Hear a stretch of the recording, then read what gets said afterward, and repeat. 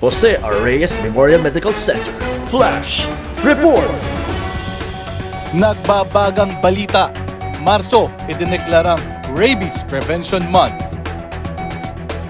Magandang araw bayan! Ako si Kaagapay Deo Atienza para sa JRMMC News and Current Affairs. Buwan ng Marso, itinalagang Rabies Prevention Month ng Department of Health. Ano nga ba ang mga kailangan nating tandaan para makaiwas sa sakit na ito?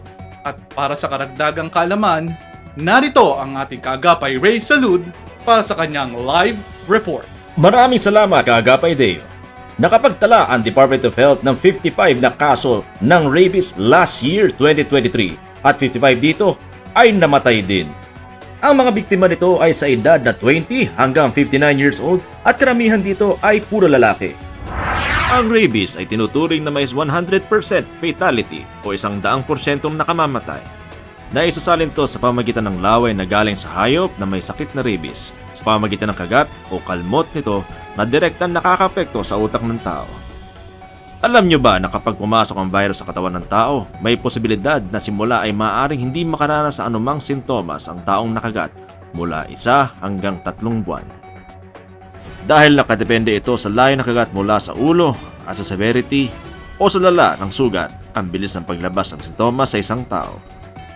Sa loob lamang ng 2 hanggang 10 araw, maaari na magpakita ang sintomas tulad ng lagnat, pananakit na ulo, at pangangayayan.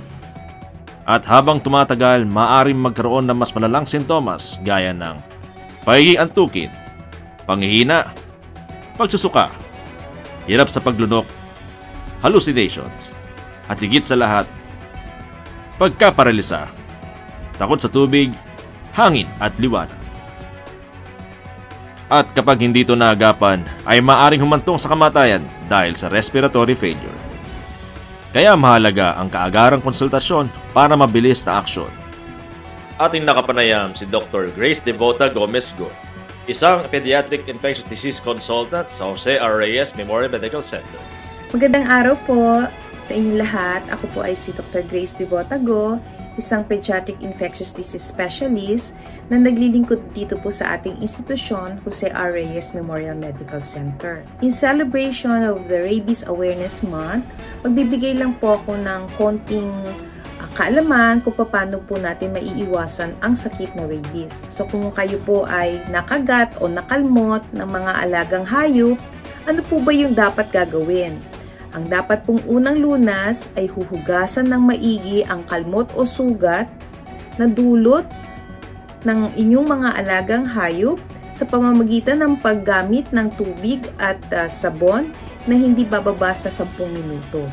Wala po tayong dapat ilagay na cream kasi pag naglagay po tayo ng cream, pwede po magkaroon ng occlusion po yan at yung virus po pwede pong mas lumipat po sa ibang parte ng katawan. At hindi rin po natin itong lalagyan ng bawang o kikis-kisin ng bawang kasi pwede po ito makakos ng infection. Now, saan po pwedeng dalhin ang pasyente? Huwag po sa albularyo o sa nagtatandok.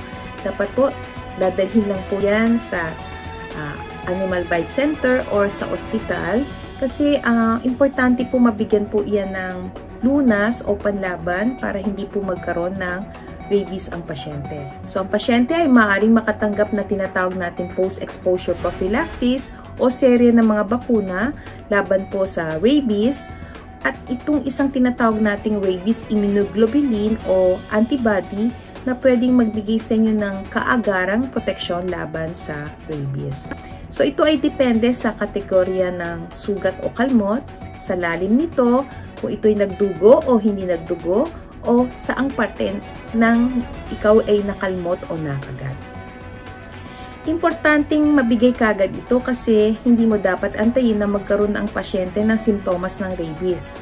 Dahil kapag ang pasyente ay nagkaroon na nito, wala nang lunas ang rabies.